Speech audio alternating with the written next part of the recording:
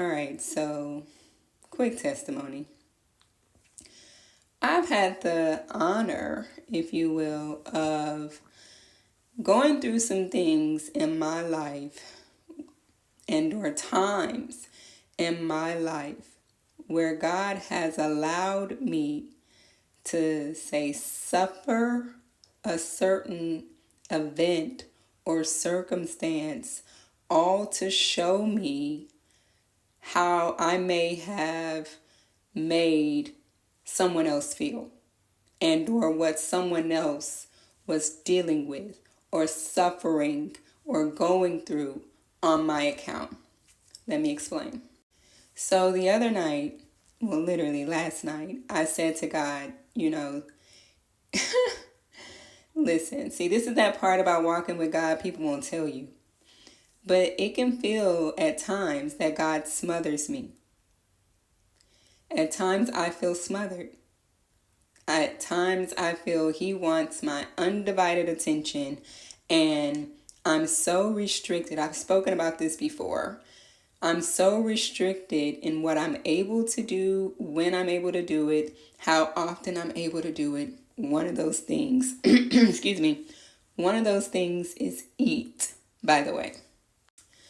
But He constantly calls me into fast. And it's beyond that as well, because I fast so often, there are a lot of physical activities that I normally partake of, and I'm not able to do that because my energy levels are low. So at times I just feel like He smothers me. I'm like, God, why are you so overbearing? Why do you want all my time and my attention? Why do you want all of me? You are just so clingy, right? Like, my God, I'm not that interesting. Okay, I'm not that interesting. And then He rebukes me. Because for one, God first. Intimacy is important. And this is a season of my life where more than ever, that's what I need. Okay? And we're building character in our relationship. And in doing so, that means spending a lot of time together. Okay, this is the fundamentals. This is the foundation being set. And the only way to do that is to spend a lot of time together. And yet I be feeling smothered, bro. You have no idea. So when it comes down to like human interaction, human engagement, I know that I need it. And yet it's not as often because I'm always with God. I'm just always with God. Okay, T, I'm always with God. And again, it's a desirable place to be because the most expensive place you can be is in the presence of the Lord, might I add, okay? Because this is why I say the character development. This is where He's developing your integrity. He's developing you with standards and boundaries and worthiness and self-esteem. And he's pouring all these things into you so you understand that when you're not in my presence, you keep this same energy, boo. Okay? But let me say this. I once was that smothering mother. I used to be so overbearing with my boys. All right.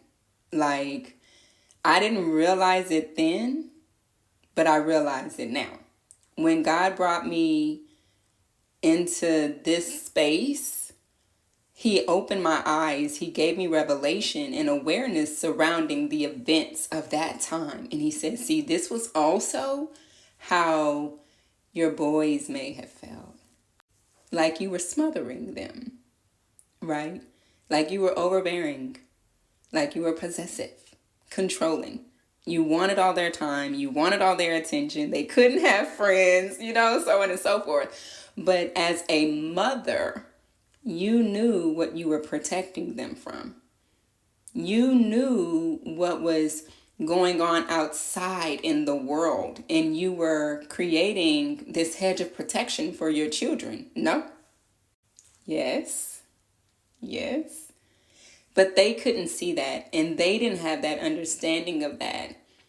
And so what did they start to feel? They felt like you were smothering them. They felt restricted. They felt limited. They felt like you didn't want them to have other human interaction, and almost as if you were selfish with them. And it wasn't because you were being selfish. It was because you were being a protective mother. He says, so then you understand, right? Yes. But here's the gag. There's a season for it all. So in one season, they may have needed that. And in the next season, their need may be different. And you have to learn to steward their need in that next season. And for that, you're going to need me because you've never been here before. You've never done that before.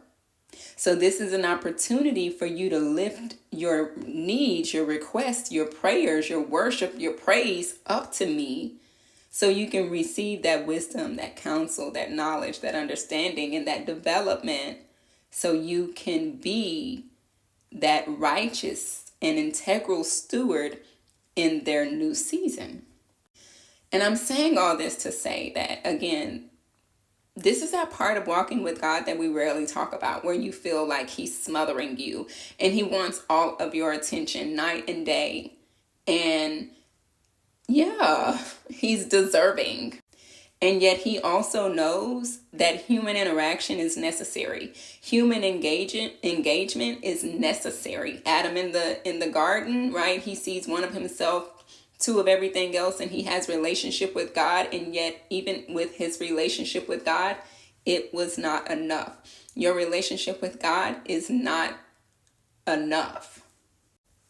So the same way with my children, their relationship with me during that time was not enough, right? They still felt this void. They still felt incomplete. They still felt lack. They still wanted to have like-minded, say, conversations or mingle with like-minded people in their generation, people with their understanding, people with their experiences.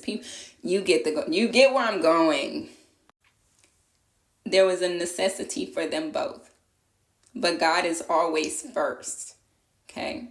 So I'm saying this because it's necessary. God put it on my heart to share, right? And also because some people are walking into a season where the very thing they thought they would never go through, they're going to go through it.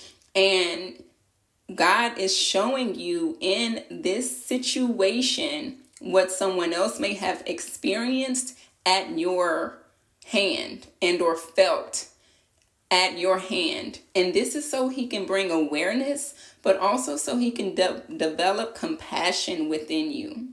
Because once God started exposing me to me and also helping me to see that aspect of me during that time frame, it made me have so much respect for my boys, so much, oh my God, through the roof, compassion and empathy for where they were in that space and what they may have felt they were lacking on account of me. Though again, because you're only thinking from your perspective, you're only thinking about where you are in, this equation and how the overall picture looks for you and them. You're not necessarily seeing it from their perspective. But when he gives you that opportunity to see it from their perspective, I tell you that is God's mercy. Because now, like I said, the compassion, oh my God, the utmost respect, like, my God, you deserve everything. You deserve everything your heart's desiring, and you deserve the space. You deserve the boundaries. You deserve to put, restrictions surrounding your gifts and or the time that you want to spend with who you want to spend it to, so on and so forth. Like, you deserve that authority over yourself. You deserve your own power over yourself. You deserve dominion over your own self. I have that understanding now, and I would not trespass their boundaries because I understand. I understand. And I have compassion on them. And so you don't take those people for granted. And you don't take their time for granted. And you don't play about them. You understand what I'm saying? And you don't play about, yourself, because you see yourself then as equals, though not equal, because it's mother-child, but this is parent-child relationship, which is still equal, but not equal. Like divinity and mankind is equal, but not equal. It's like husband and wife is equal, but not equal. You get where I'm going. But that's what's really coming up for a lot of people. So if you were wondering what's on the menu, it's equal but not equal, and a lot of compassion coming down from the heavens. So I love you.